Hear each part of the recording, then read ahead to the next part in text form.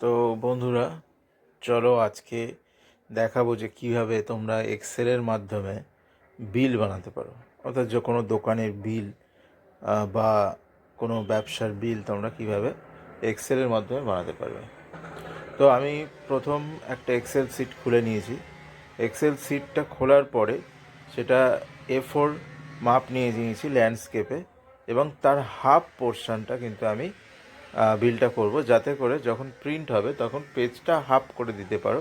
অর্থাৎ বিলটা দেখতেও ভালো লাগবে এবং তোমাদের বিলটা কেটে আবার পরে ওই কাগজটা ব্যবহার করতে পারবে।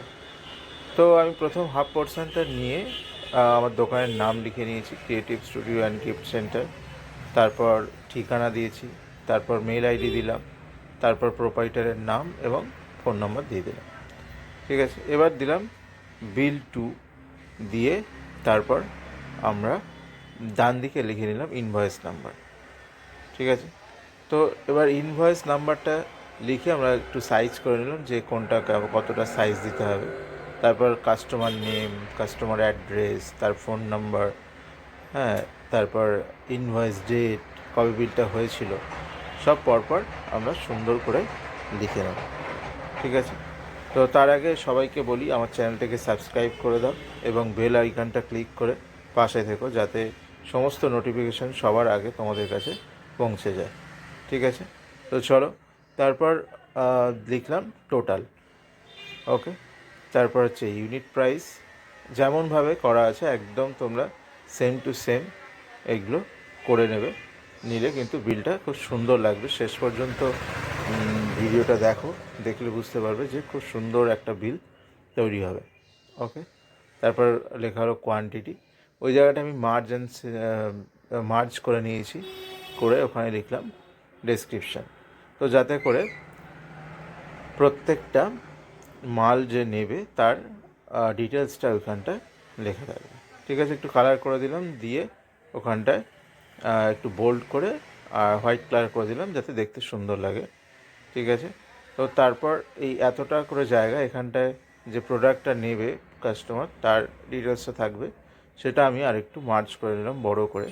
এরকমভাবে প্রত্যেকটা ঘর মানে ওই ডেসক্রিপশানের পোর্শনটা সবটা আমরা এইভাবে মার্জ করে নেব।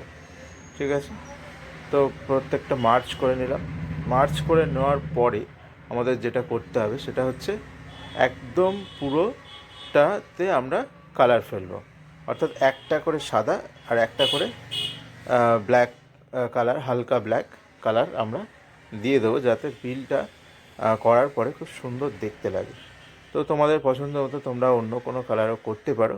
তো আমি এখানটায় কালো, মানে হালকা কালো রঙটা, এই যে দেখো রঙটা আমার পুরোটা দেওয়া হয়ে গেছে।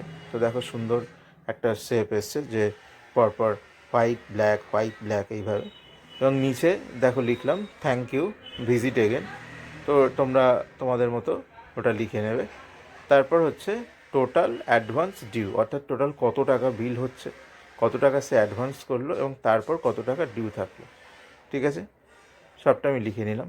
লেখার পর ডেসক্রিপশানে ধরো লিখলাম ফটো, কোয়ান্টিটিতে ধরো লিখলাম, লেখার পরে ইউনিট প্রাইস। এবার টোটালে আমি কি করব, এটা ইকুয়াল দিয়ে ইউনিট প্রাইস ইনটু কোয়ান্টিটি, এইটা করলেই কিন্তু আমাদের দামটা বেরিয়ে যাবে, টোটাল যে দামটা মালের সেটা বেরিয়ে যাবে।